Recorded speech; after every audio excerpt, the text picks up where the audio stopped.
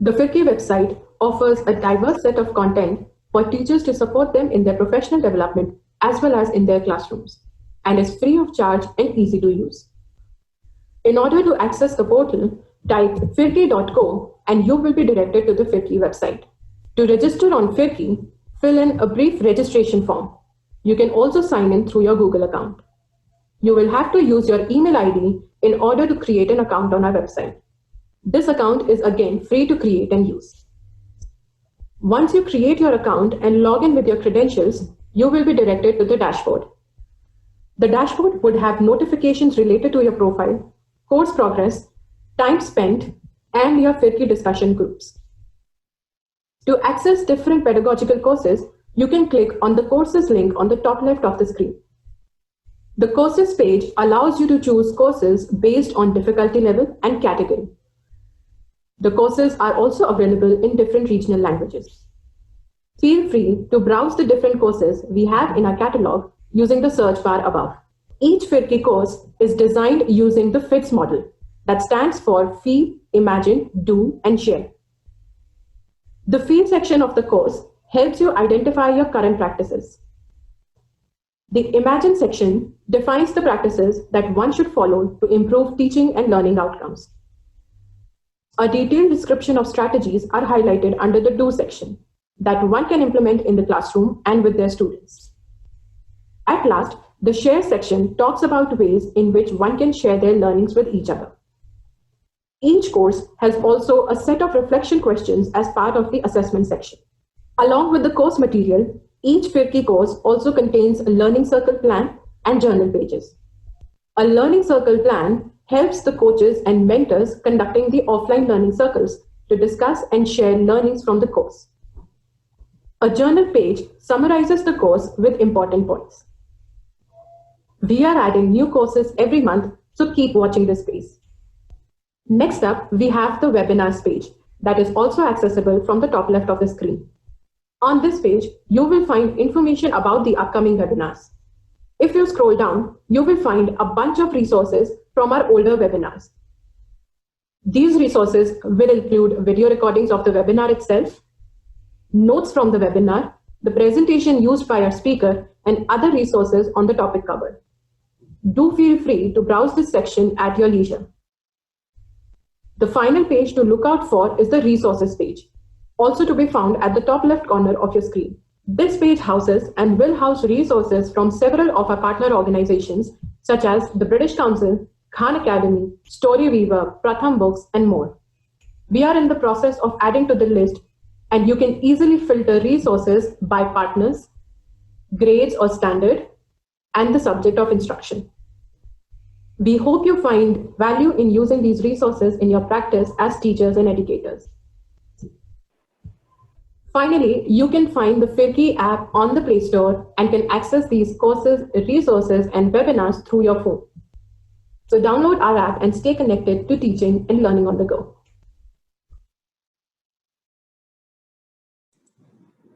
Thank you for the video, Bala.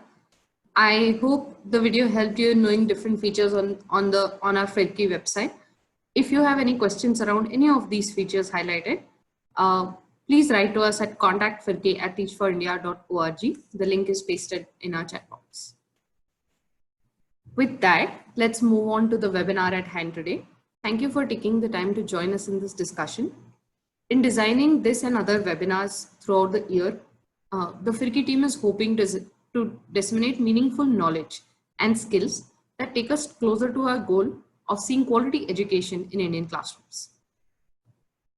In this webinar, we'll explore the topics like what is history, how is history different from archaeology, ways to combine the two methodologies with the aim to make teaching history more visual and tangible. Now I'll introduce the speaker for today. KUSH is a 2011 TFI alum with over 5 years of teaching experience through a variety of student demographies. He has taught in 4 cities across 4 boards. Currently, he is doing his PhD in archaeology and aims to create a school-based archaeology curriculum post his PhD. That brings us to the norms for the webinar today. Given the large audience we are expecting, please keep your video and mic off to avoid stress on bandwidth. If you can keep typing any questions and comments you have in the chat box. The presenters will address as many of them as possible. And throughout the webinar, I will curate all of these questions to present to our speaker at the end of the session, during the question answer session. Do remember that learning different things is new and different things is difficult. So write them down, discuss it with your partners. Whatever your process of learning this is, please go ahead and do that. This brings me to the end of my introduction. Before we go ahead with the webinar at hand today, we are going to start with a quick opening. For about 30 seconds after I say let's go, we're all going to unmute our mics and say hello in our mother tongue, in our native language. We'll do this for 30 seconds and then we'll all mute everybody together. Okay, ready? When we unmute you all, you can unmute yourself when I say go and say hello in your mother tongue. Okay, 3, 2, 1, go. Hello. Hello. Hello. Namaskar. Welcome. Hello. Hello. सत श्री अकाल. Hello, धन्यवाद. नमस्ते. अस्सलाम वालेकुम. Bonjour.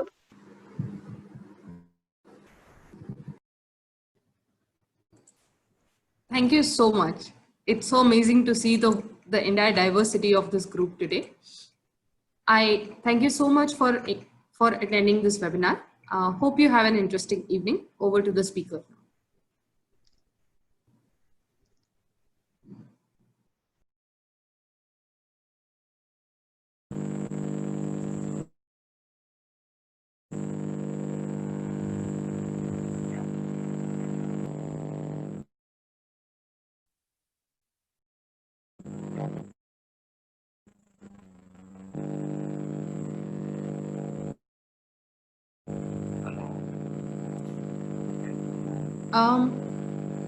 Kush, we are not able to hear you. See if you can unmute yourself.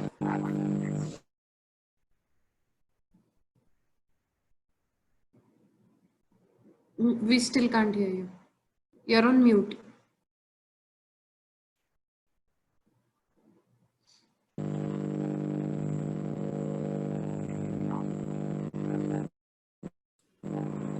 Kush, there seems to be an issue with your microphone.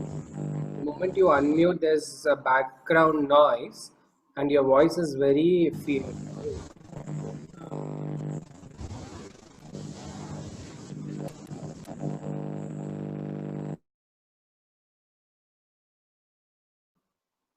If you're using earphones, can you try without your earphones?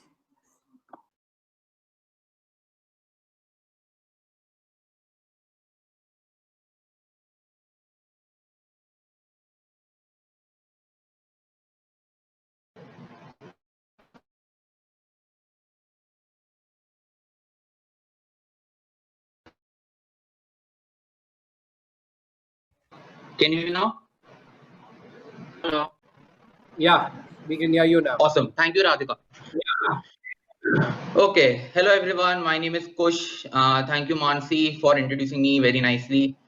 And okay, now Shri Padna said she can't hear me. Yeah, am I audible? Okay, now she can say me. She can say I'm here. Okay, cool. I'll just speak anyway because a lot of people here have different kind of internet connections, and it will take you probably some time to get accustomed to your internet connection and speed. So once again, thank you, Mansi. Thank you, Ashwat. Thank you, Prerna. Thank you, Team Firki, for hosting this webinar for me. I always like to propagate what I'm doing in my classroom so that other people can benefit from them. Yeah, so just to give you people a little bit of introduction about myself, it will sort of tell you people where I come from, and you will understand why I'm doing what I'm doing. So I'm a boy. I'm born and brought up in Delhi. I did my schooling from Sardar Patel Vidyalaya, Delhi, to Hindu College, Delhi University, where I did my history honors. After Hindu College, I got into Teach for India, where I taught in a neighborhood called Silampur. So I taught 27 girls. Like I had predominantly girls in my classroom. So, and that was a 2-year journey where I taught third grade and fourth grade. And third grade, fourth grade doesn't have history. So I did not explore history that much. It was more like I taught every subject that was in English. So like math, EVS, computers, English, and GK. And after that, I did my was in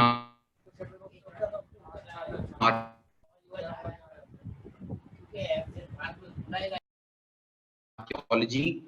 That's when, or like when you study the NCERT books, when you study IGSC book, I cross-referencing of archaeology in history books, but not necessarily archaeological methodologies to teach history, which is extremely useful, believe me. And uh, uh,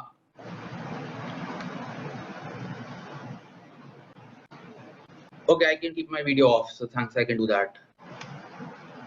Okay, so basically, after my masters, I joined this all-girls school in Pune. It was called Avsara Academy. I was the only Indian teacher in the school. I was the youngest teacher in the school, and I taught history and India studies there. Again, India studies with a very strong historical tinge to it. And since I was the only Indian teacher, I had to teach Hindi as well. And you know, coming from Sardar Patel Vidyalaya, we have this very unique curriculum where in the primary education, you study Hindi medium school, and after 5th grade, you transition to English medium school. So I was pretty comfortable teaching Hindi as well. So yeah, and then after Avsara, I joined this educational edtech startup in Ahmedabad. Won't talk much about it. Wasn't a good experience. Realized I don't want to do it for a long time. So then I left and went to Bangalore. Now in Bangalore, I got into an IB school called Greenwood High International School. And there I taught IGCSE and middle school program history, basically. So it's basically my 3-year stint in Avsara and Greenwood that I developed certain methodologies and certain ideologies per se, which would shape my teaching right now. And currently I'm doing my PhD in archaeology from Deccan College, Pune. And I won't go much deeper into it since it's very very nerdy and very academic based, but my research is on sculptures of Vijayanagar Samrajya, so Hampi especially, and I'm working on sculptures of Vijayanagar, like an archaeological and art historical interdisciplinary study. So now you know where I come from and how history and archaeology have dominated my life since I was a young kid. Also, one more thing which impacted my way of teaching was that I'm a dyslexic. And since childhood, I've been going to spastic societies. My mother used to drop me to school, pick me up from school, and then take me to a spastic society school where I used to learn through different kinesthetic methods, like how to learn how to write A, B, how to do math. So basically, these methods helped me a lot into developing a very hands-on experiential teaching methodology. And like, it doesn't matter if I'm dyslexic or ADHD, like I think it has done nothing but help me to become a better teacher.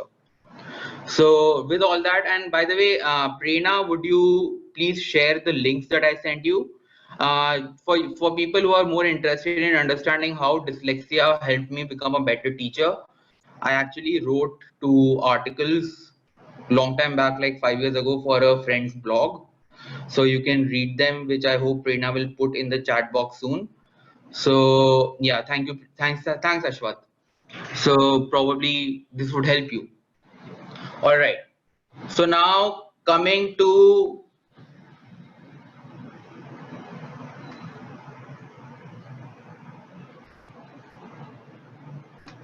can someone enable my screen sharing, please?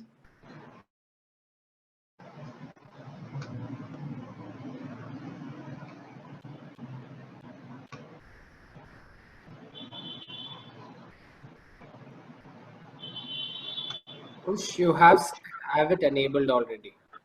Okay, awesome. Cool. All right. So guys, don't go on the aesthetics of the PPT. मेरी भावना पे जाइए. Aesthetics पे ज़्यादा मत जाइए. I'm colorblind. So background white hai. I prefer it like that. So here we go. So let's come to what is history and what is archaeology. Now guys, this webinar is a part of a 3 series webinars where I will in like progression talk about how should we look at history as teachers, what as history teachers we should be doing in classrooms, because I've observed as a senior teacher, I have observed a lot of things which should not be taught in a history class. Like we have to be very conservative and very sensitive to the fact that our children, our teachers, everyone comes from different backgrounds, different areas, different regions, and we just have to be very sensitive to it. So I will be talking a bit about that. Then we will be talking about how is history and archaeology different, how history can be taught in a different way. And in my last webinar, I will basically say how I teach a history class. Yeah. So you people will be exposed to a different progressive scene where you will envision yourself as a history teacher. You will see what you do as a history teacher in your classroom. You will see how you can use it in your classroom, and then I will equip you with certain techniques, certain methodologies, which will help you become a more hands-on teacher. Yeah. And as I say this, I don't want to sound really cocky and arrogant that I'm the best. And you can definitely come up with your own techniques. I can give you ideas. You can bounce those ideas off me. We can have like a conversation about this, and maybe I learn a lot from you guys as well.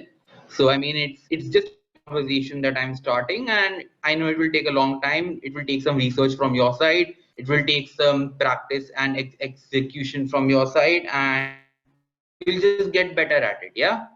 Okay, awesome.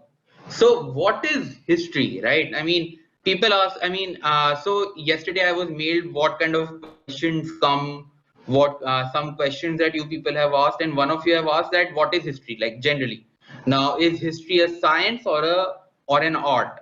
So I would say history is an art, but archaeology is a science. Yeah. So please keep that in mind. And I will not go further into it because that will just suck up a lot of time from the webinar. Maybe we can have a discussion on one-on-one basis, probably sometime afterwards. Yeah. So history is basically events and things that happened in the past. Happened in your life yesterday is also history. Okay, every bygone moment is a history of the next moment. Can be found out. Okay, so guys, history, anything that you can read and see records is history. Like if you're reading Rigveda, or if you're reading, say, Shahnama, or if you're reading anything, that's history, right? So, and one more really important thing that you as a history teacher always needs to keep in mind while teaching is, before study the history, study the historian, right? It is something that Professor E.H. Carr has been saying since a century now. Now, the best example I can give you is is of Ibn Battuta. Right now, Ibn Battuta wrote extensively. He was a Moorish Sultanate, and he wrote extensively about travels throughout India. For a person who's reading about Muhammad bin Tughlaq has been the most colorful character in history. Like one point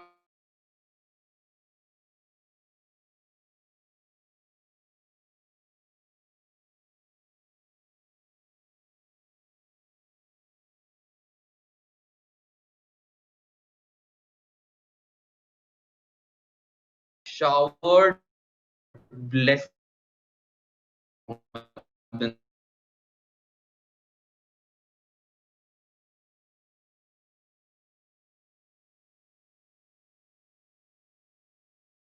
Now,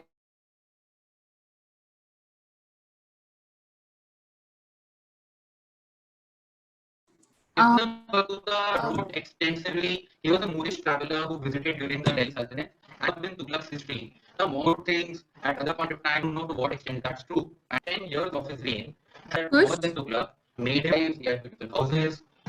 Something. Kush, you are not audible. I think the internet is slightly off.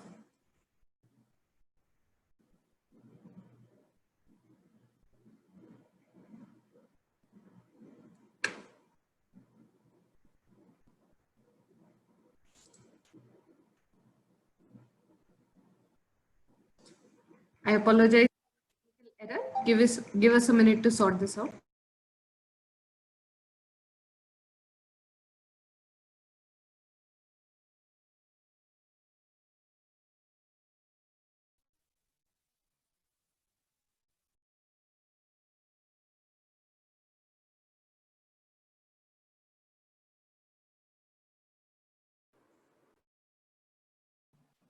Am I audible?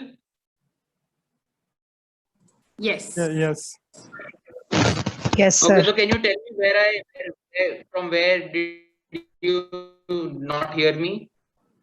So when you started talking about the example you can give about the historian that you need to study before history.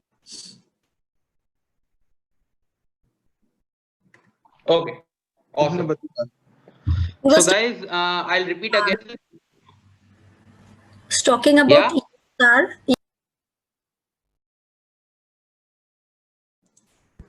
Ibn Battuta. Ibn About what we need to do before studying history.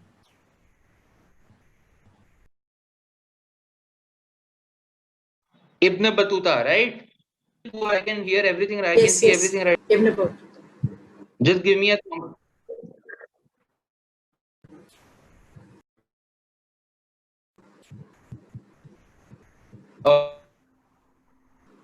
Kush, we can hear you, but there's a delay in your voice. Okay. Yeah, one example I would give you is Ibn Battuta. So in Muhammad bin Tughlaq, lot of Watan Jagirs, lot of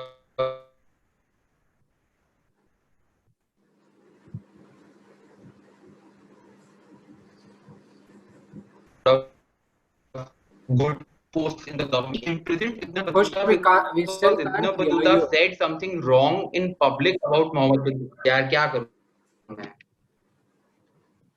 Kush, we still can't hear you. Is it possible In the morning it was quite fine. to probably change your position or try a different connection?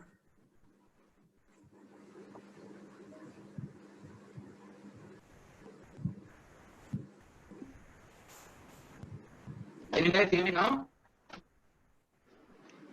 Hello. Can you hear me now? हाँ बढ़िया है आप बताइए नमस्कार, can you hear me now? सकते हो? सोमवार को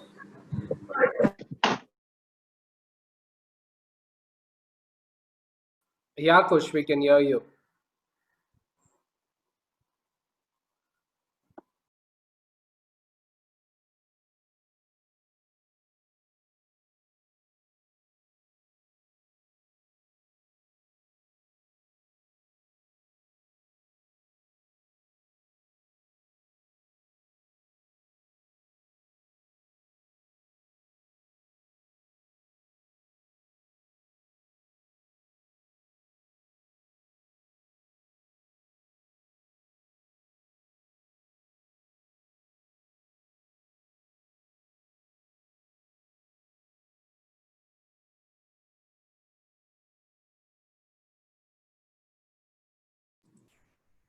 Hello everyone. We are trying to find out a way to get him back online.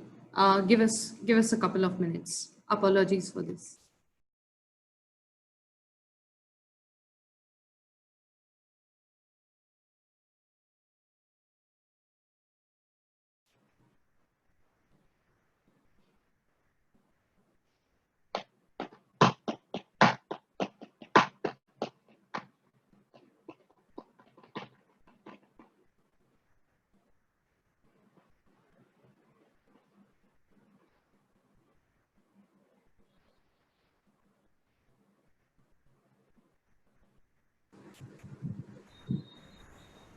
Mansi, am I audible?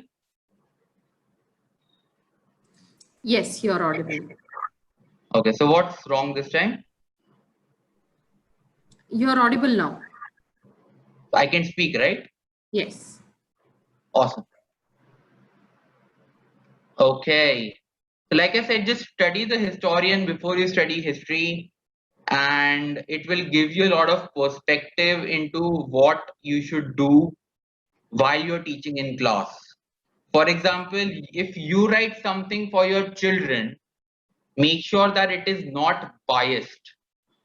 Like, say, if you come from a particular religion or you come from a particular region and you say you have a little bit of biased tinge of what you're writing and giving to your children as like a paragraph or something, rest assured that these things will be imbibed in your children when you teach them.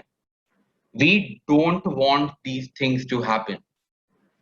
That is why history is the subject used to brainwash students.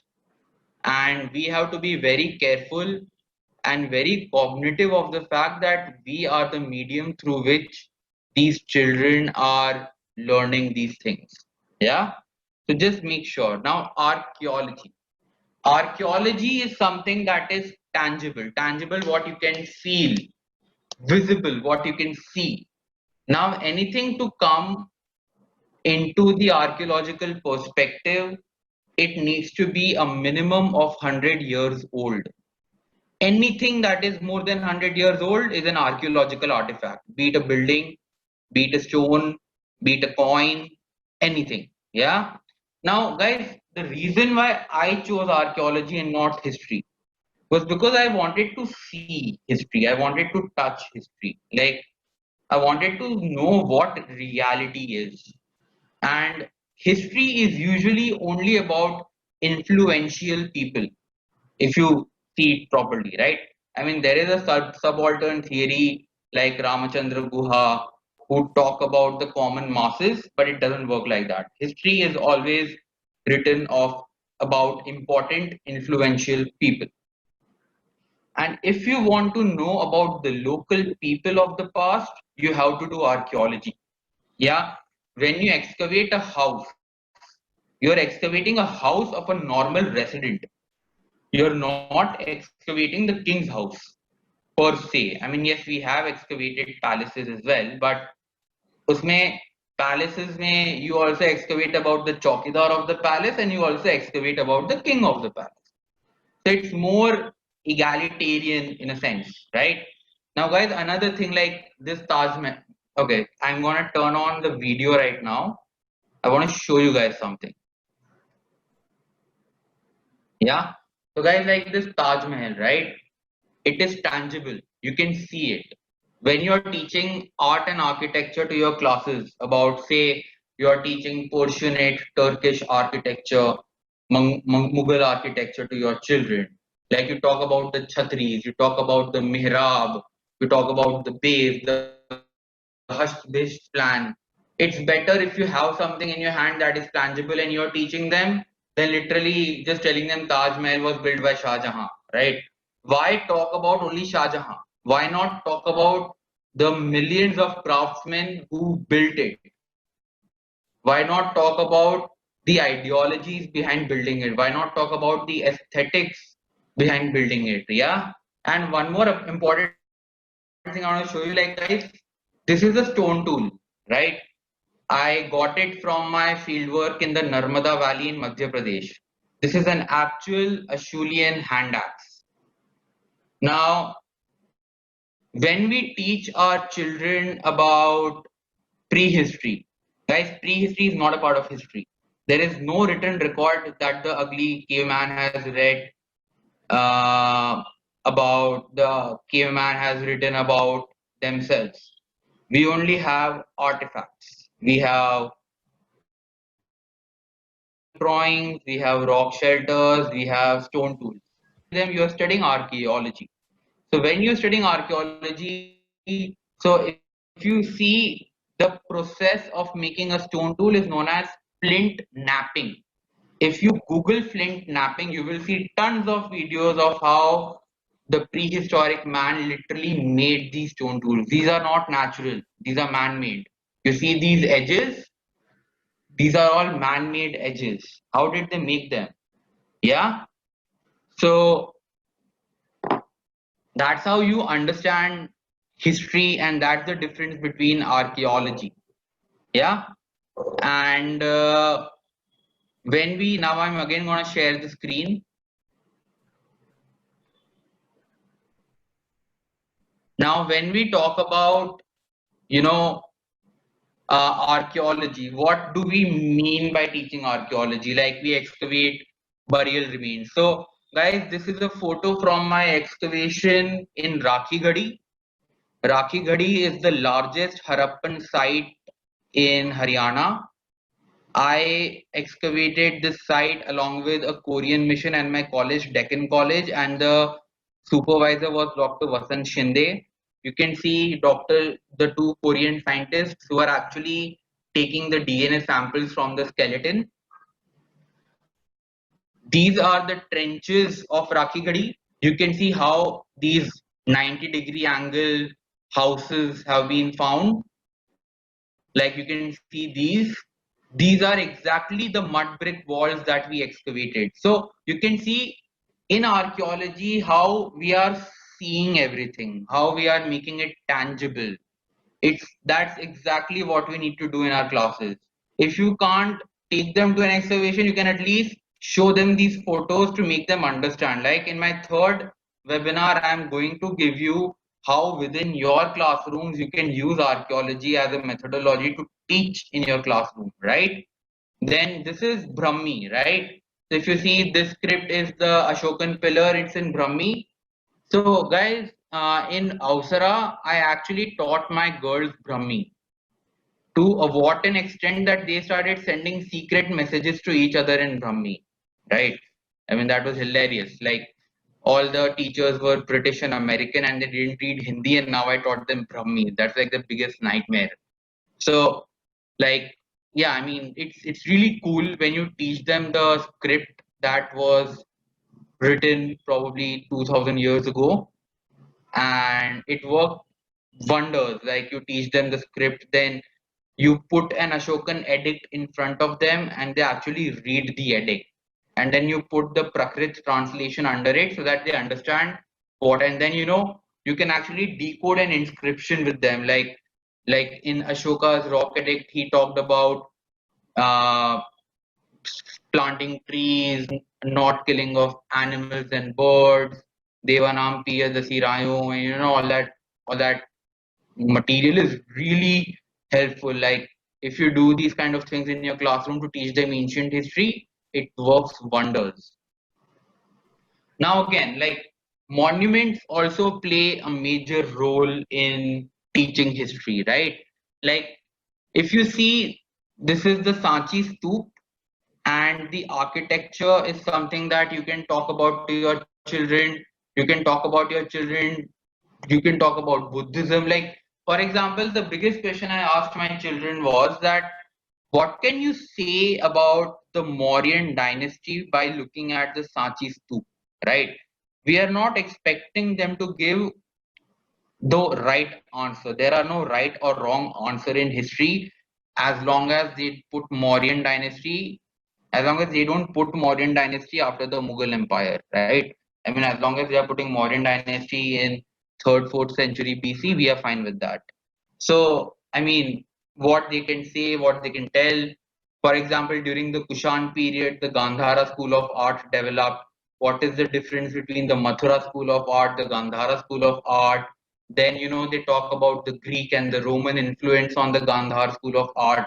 So, like, use visuals as much as you can, and use them shamelessly to explain what you want to teach about history, right? I mean, I got this question from the Firki questionnaire, that how do we make history? History is very boring. How do we not teach it like a story? Like, students don't understand it. Yeah. So, for example, what I did was I gave my students a lot of clay, and I told them, make a stoop.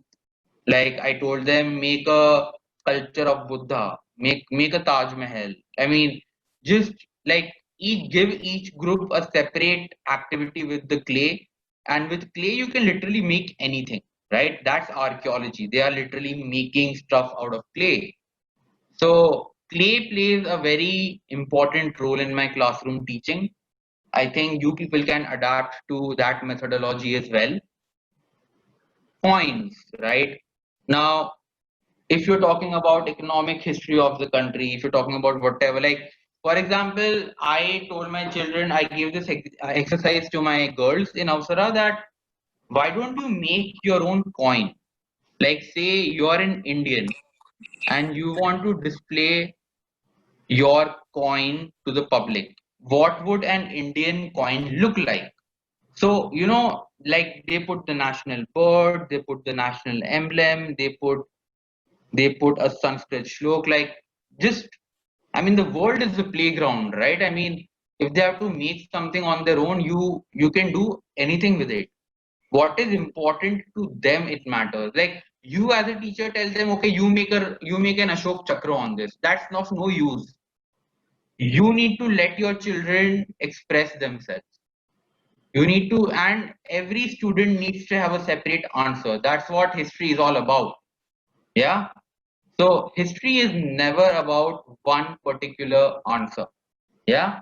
Now, let me give you people an example from a historical event that recently happened.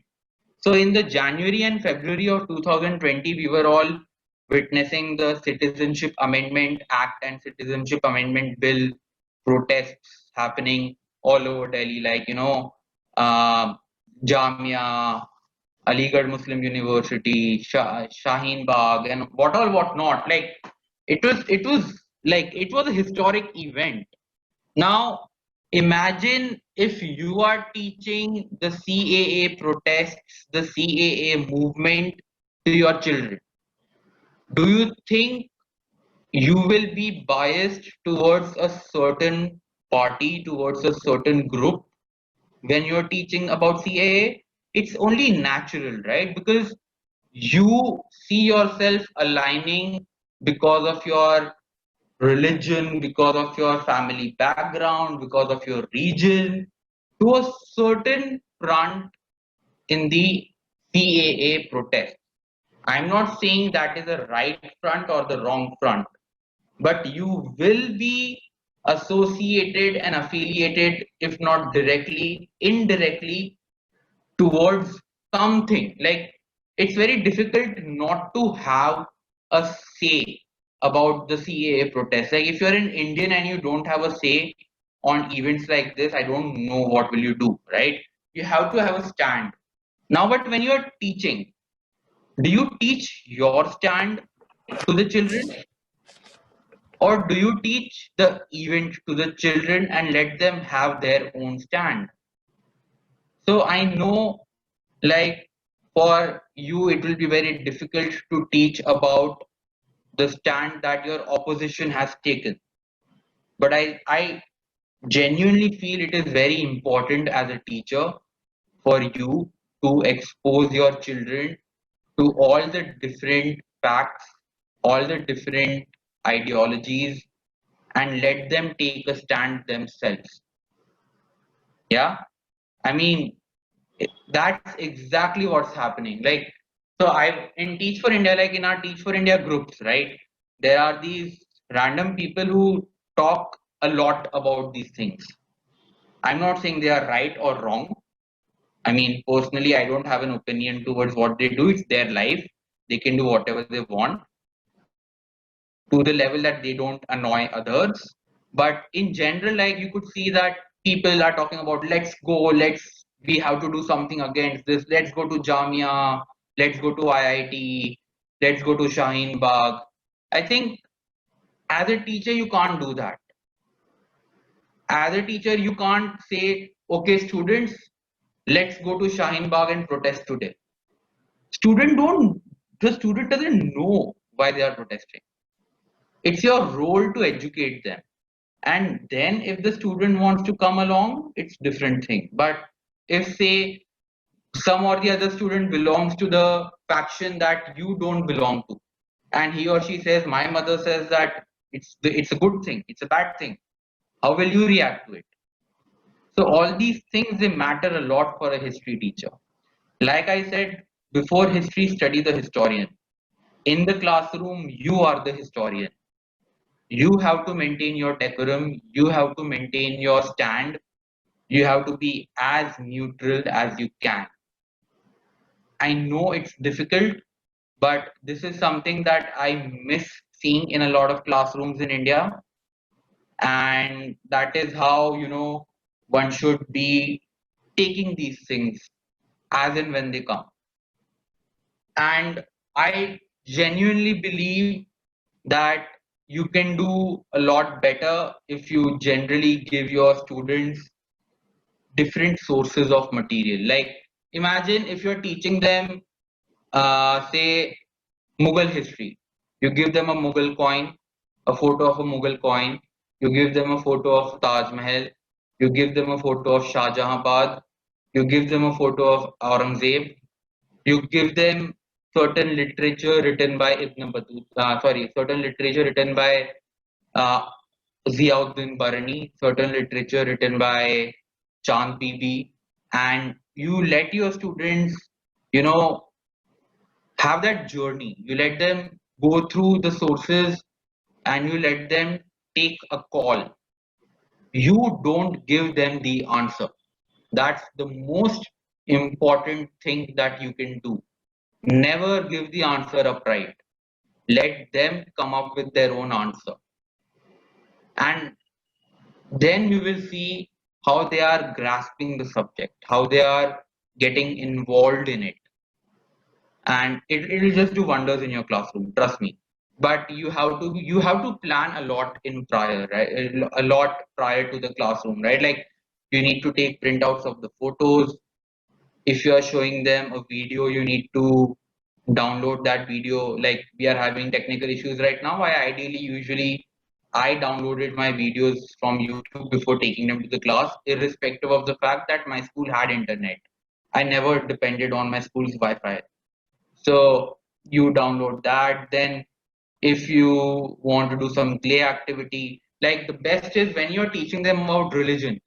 Like I would say, this group is a Christian group, this group is a Muslim group, this group is a Hindu group, this group is a Buddhist group. Why don't you all make artifacts related to the religion? जैसे Hindu group ने गणपति बनाया, Buddhist group ने स्तूपा बनाया, Islamic group ने ताजमहल बनाया, फिर फिर Christian group ने क्रॉस बनाया, कुछ भी बनाया. So like the symbolism is very important. Like it is said that symbols and pictures have say 100 words. I would say they say 1,000,000 words. They do wonders in the classroom, and it will make your job easier. When you're trying to control every minute of the teaching, it's not going to work like that.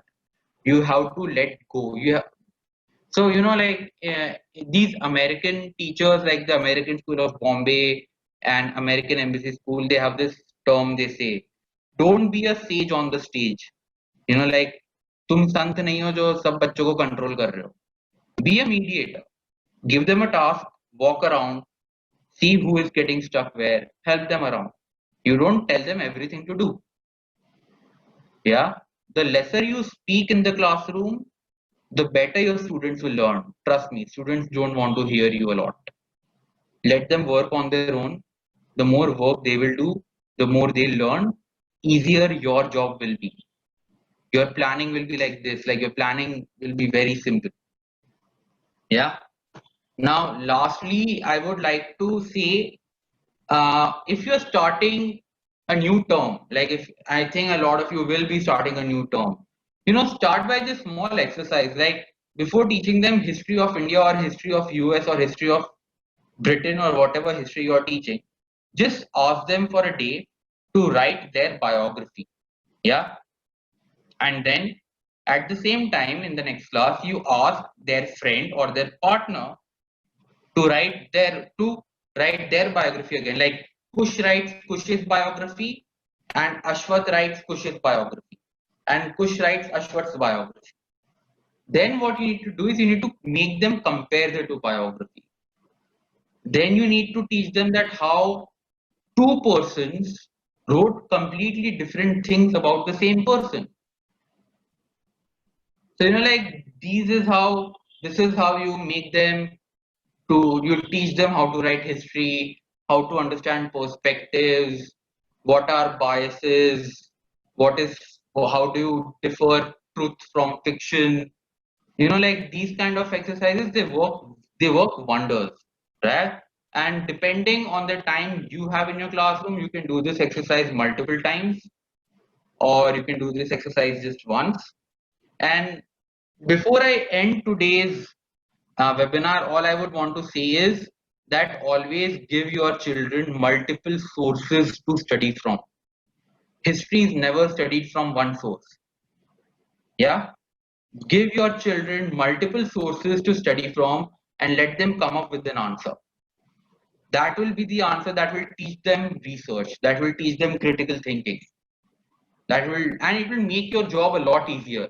You don't have to create the resource. Go on the internet, figure out what all things you want to copy. Like, for example, if I was teaching my children about Buddhism, I gave them a photo of Gandhar Buddha, a photo of Mathura Buddha. I gave them Stupa's photo. I gave them a Brahmi inscription, and I gave them, say, a paragraph on Kushans, a paragraph on Shakyamuni Buddha, and I told them, okay, now you write your answer according to these sources. I mean, you don't tell them like Buddha was born in 6th century BC or 4th century BC in Kapilavastu and his name was Siddharth. You don't give them all that. Let them find out. That's the wonder of history. Yeah. So now I would like to go back to the screen and I'm opening it to questions. Thank you. Thank you for that, Kush. We have had quite a few questions come our way. As I go through these questions and Kush answers them, I urge participants to type your questions in the chat window if you have more. So Kush, there are two questions relating to the same thing, which is availability of these resources. One question says, where can we find authentic source of Indian archaeology? Asking where do you find, is there a website, is there like a way to find this? Another question on the same. Another question on the same. Ask me. What do we do if if in the places that we stay, actual pieces are not available to show? I mean, yeah, I mean, you won't find this anywhere. Like even my professors don't have it. I went to Madhya Pradesh and I got it. Yeah, so that's something that I like. But see, first of all, where do you find authentic material? I think you need to figure out what is an authentic material, right? So you need to do some research. And for example, if you are reading about Buddhism, so if you read, say, Gandhara Buddhism, so you read couple of articles on Gandhara Buddhism and you understand what a Gandhar Buddhist culture looks like. And you will definitely find photos on Google, like which are basically easy to access not Wikipedia, but Google, right? Which are easy to access, and you just take a printout. Not even need to take a color printout. Take a black and white printout, and your students will understand. Yeah. And what do you do when pieces are not available? I would say first you can use pictures of, like, you can use picture of the Taj Mahal. Yeah. Second is use documentaries and videos to show live examples. And if you like, I understand there are some people from really influential, affluent schools who can go to Agra and get a Taj Mahal replica. And there are students, there are teachers from schools who don't have access to these kind of resources. I would say be creative, Atmanirbhar bano, and I would say, like, you can actually take pictures, or you have clay, so you can make your students to make from those pictures. And when you have a replica made up of clay, keep it for the future classes. It doesn't need to be perfect. It needs to be diagnosable, that you can see, okay, this looks like a Islamic architecture to me. Let me keep it like this, and maybe I can use it for my future classes. Clay is very important. Awesome. There's a lot of questions. I'll go through them once. You talked about giving students events and facts and letting them interpret their stance, opinion, right? There are a bunch of questions in that regard. One Okay. is, what about topics like, I through all of them and you can choose to answer them. What is like the caste system? How do we address this with our students by providing a balanced view? For example, there are some things that are clearly not being neutral is not necessarily. Second questions on the same line is, what is your take on the content of textbooks available for primary children? How far does this context serve the open-ended interpretation that you're encouraging? Okay. Should I speak, or you are still asking? No, go ahead. Okay, cool. So caste system, right? It's always a very interesting and debatable topic. First of all, for caste system, any history teacher should have the stand bakwas hai, right? Like, as a history teacher, you cannot say, हाँ सही है, ब्राह्मणों को तुम लोग ऐसे ही treat करा करो, क्षत्रिय को ऐसे treat करा करो, शूद्रा को ऐसे treat किया करो. Like, as a teacher, you cannot take that stand. That's just not acceptable.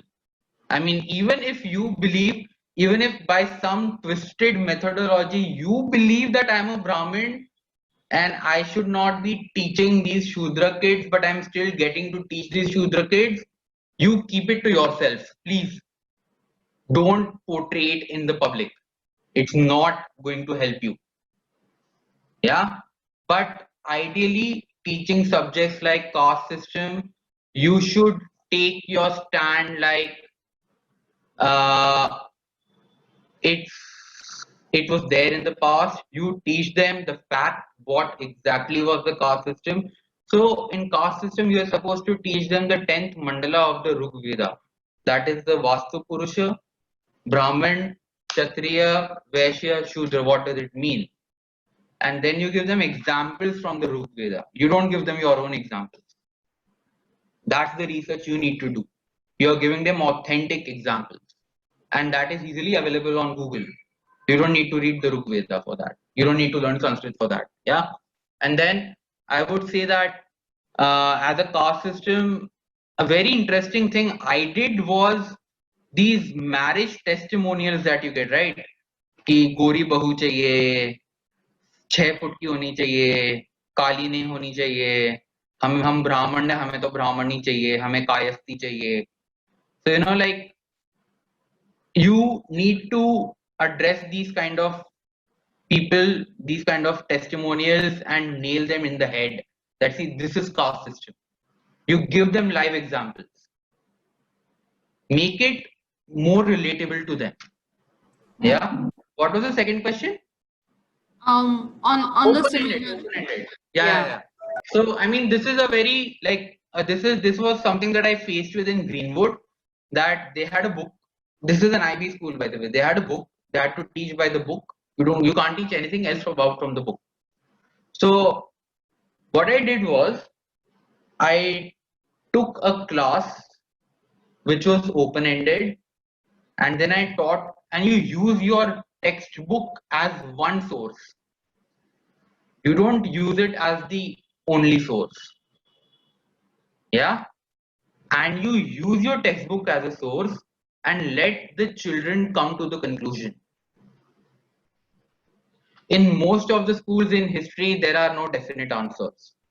If there are definite answers, then I would say just teach them the way you have to teach them, or try to reason with your authorities and make them understand why you need to teach it in a certain manner. Yeah, I had to do that in Teach for India.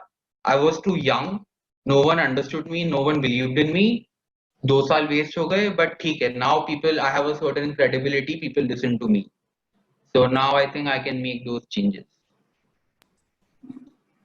Great. On similar lines, there's a question about how historical facts also sometimes have sides. For example, it says, if Muslim children in your class, Muslim students, it is difficult to deal with the history of Shivaji. How do we make sure that, atmosphere remains secular? So now that's a misconception. That's a big misconception. Let's talk about movies. आपने पानीपत देखी होगी. पानीपत में सदाशिवराव भाऊ इब्राहिम गार्दी को अपना artillery man बनाता है. That is the first example that it was not anti-Muslim.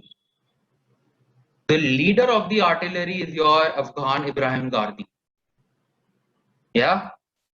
Shivaji के army में भी बहुत सारे इस्लामिक मराठा वॉरियर्स थे, अफगान वॉरियर्स थे. You need to study history properly. If you are only studying your textbook, like say in Maharashtra, most of the textbooks are written by right-wing governments. Yeah. You as a teacher cannot afford to just read that textbook and go and teach in your classroom. I'm sorry.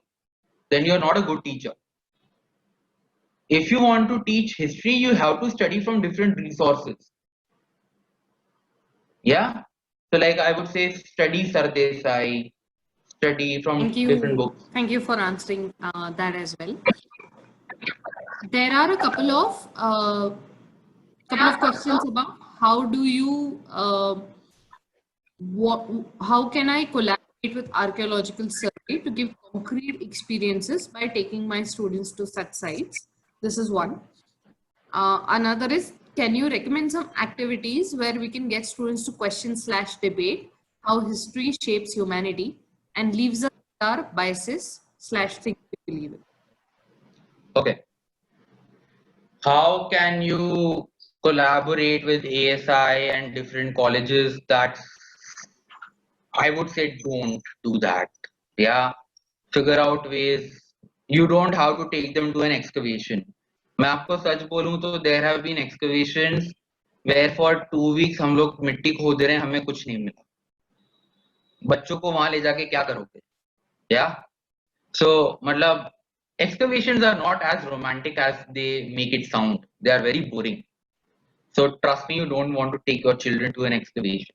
I would say take them to a museum, make them talk to the curator, take them to monuments, make them talk to heritage enthusiasts, heritage walk specialists.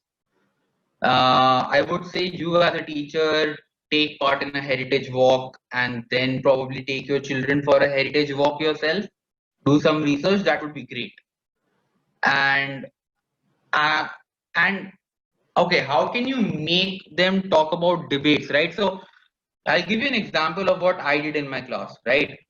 So there is this very nice topic of urban decay in post-Gupta period. That did urbanization decline in the post-Gupta India, or did it not decline? So historians there like D.N. Jha, R.S. Sharma, they say it declined. So what I did was I took some printouts from their essays, gave them to 50% of the class. And what I did was I gave all the archaeological analysis of the urban decay, which basically counterfeits the fact that it was not an urban decay to rest of the 50% of the kids. And then I made them exchange their opinions, and they realized, oh, इन्होंने तो अलग resources दिए हैं दोनों को. So like these kind of things, they make them gel well. Make the children talk in your classroom. Like do that as much as you can. Give them separate resources and make them explain their resource. Yeah. So those are some things that you can do. Mansi?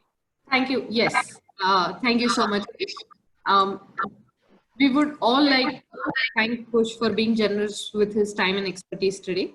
KUSH, if you would like to share what it felt like for you to do this webinar, we would like to hear from you.